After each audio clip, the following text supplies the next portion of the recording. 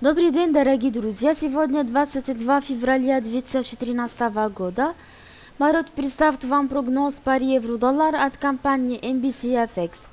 Курс евро-доллар снизился вчера, как и следовало ожидать в нашем повественном обзоре, чтобы достичь уровня 1.3158.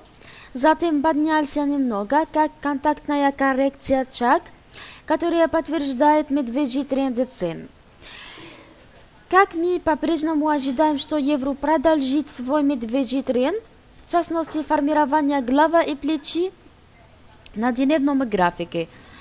Мы также ждем, что курс евро-доллар достичь Moving Average 500 на уровне 1.3135, а следующей целью была бы на уровне 1.3050.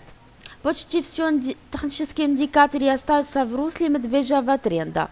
Вот все я хотела сказать на сегодня. Для подробной информации, пожалуйста, смотрите наш сайт www.mbcfx.com. Желаем вам прибыльных торгов на рынке Форекс. Огромное спасибо за внимание и до свидания.